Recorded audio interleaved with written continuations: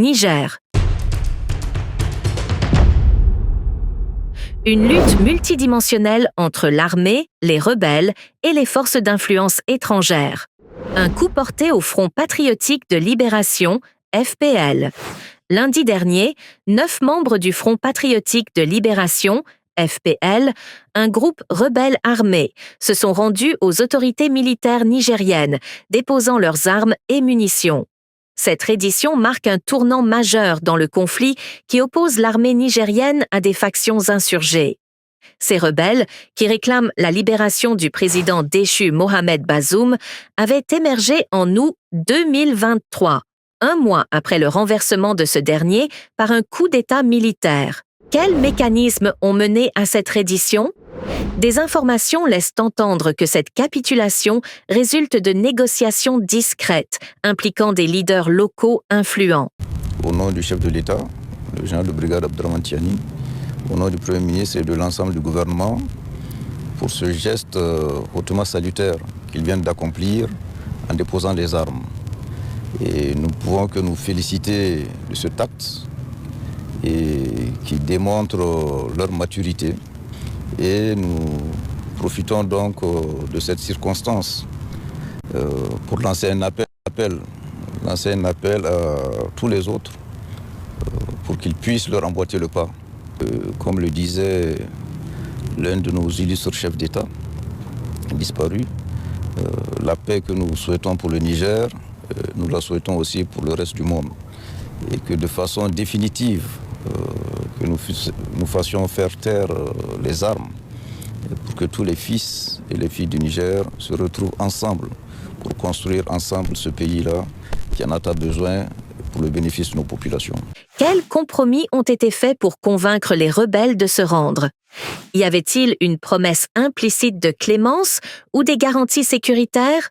Ces questions restent en suspens, alors que le FPL a revendiqué des attaques stratégiques, notamment contre un oléoduc crucial en juin dernier et des opérations militaires dans le nord du pays. Une opposition fragmentée et des menaces persistantes. Outre le FPL, la junte militaire se heurte à d'autres groupes rebelles, certains ayant même kidnappé des responsables militaires. Ces factions disparates se partagent-elles un objectif commun ou exploitent-elles le vide politique laissé par le coup d'État? De plus, l'armée doit gérer les assauts répétés des groupes islamistes, menant une insurrection régionale depuis une décennie. Un changement d'alliance sur la scène internationale.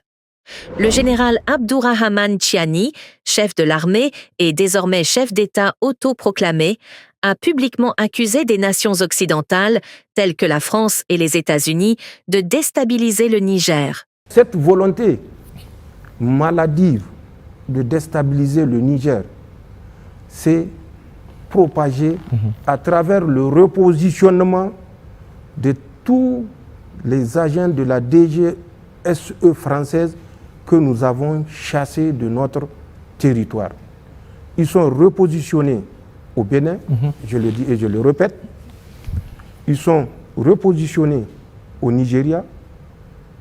Vous savez, le fameux Thomas Gliozo, qui était le chef de poste niveau 2, ici à Niamey, qui était passé pour être juste le chef de la sécurité de l'ambassade. Nous les surveillons et qu'ils s'assurent que le dessein sombre qu'ils présagent pour le Niger retombera, Inch'Allah, sur eux. Cette volonté de déstabilisation est une certitude.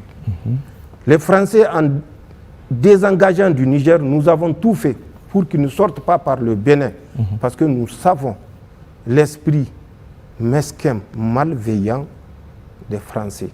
Nous avons exigé qu'ils sortent par le Tchad. D'accord. Qu'est-ce qu'ils nous ont fait? Les premiers à sortir ont pris rendez-vous avec des terroristes de Boko Haram et de SWAP, qui sont deux factions rivales dans le lit du lac Tchad. Ça s'est passé du 25 au 26 octobre 2023. Ils ont proposé à ces terroristes de partir en guerre ouverte contre l'État nigérien, contre les nouvelles autorités nigériennes qui ont osé demander aux soldats français de quitter leur territoire. Ils ne se sont pas arrêtés là. Dieu est avec les justes. Oui. Boko Haram et ISWAP ne se sont pas entendus et Inch'Allah, ils ne s'entendront jamais. Ils ont reconduit la même manœuvre dans la nuit du 10 au 11 janvier 2024 où ils ont encore livré à travers 2 hélicoptères du matériel militaire aux terroristes de Boko Haram qui semblaient plus enclins à accepter les propositions des troupes françaises. D'accord. Ça s'est passé à Kouklewa, qui est une île dans le lac Tchad, à quelques 25 km à l'est-nord-est de Bosso. Plus tard encore, le 29 janvier, ils sont revenus, cette fois-ci à Boultungour. Boultungour, c'est une île qui est à une dizaine de kilomètres au nord-est de Bosso, où ils ont livré de l'armement neuf, flambant neuf, aux terroristes de Boko Haram. Et ils ont récupéré les anciennes AK-47 dont ces terroristes étaient dotés.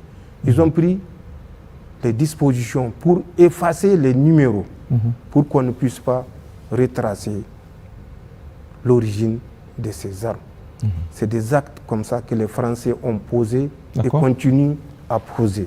Nous savons qu'ils ont des répondants tapis dans nos villes. À Niamey, ici même à Niamey. À Niamey, comme à Agadez, comme à Maradi, comme un peu partout. Mais qu'ils sachent que nous les surveillons. Et eux et leurs répondants, qu'ils se le tiennent pour dit, une fois pour toutes, nous les suivons. Et au moment opportun, nous agirons. D'accord.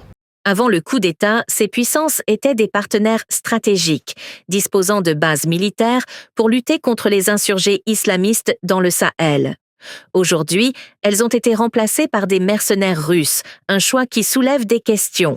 Quels avantages stratégiques la junte espère-t-elle tirer de cette alliance avec la Russie ? Nous sommes ici pour développer la coopération militaire entre la Russie et Niger. Les mercenaires, notamment ceux du groupe Wagner, pourront-ils réellement stabiliser le pays ou aggraveront-ils les tensions ? Une marche vers la décolonisation ou un isolement international ? La junte militaire semble également redéfinir les relations du Niger avec les organisations humanitaires.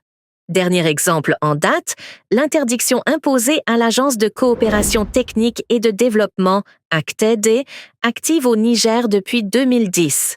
Cette expulsion marque-t-elle une rupture avec l'assistance étrangère perçue comme une ingérence?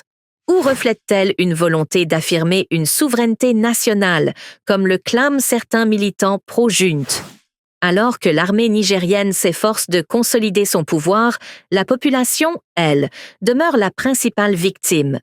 Les violences, qu'elles soient imputables aux rebelles, aux insurgés islamistes ou aux confrontations militaires, continuent de provoquer des déplacements massifs et des crises humanitaires. La question centrale reste la suivante. Le Niger peut-il stabiliser sa situation sans aggraver les tensions internes, ni devenir un terrain de jeu pour des puissances étrangères en compétition? Abonnez-vous à notre chaîne pour plus d'infos et restez connectés pour ne rien manquer.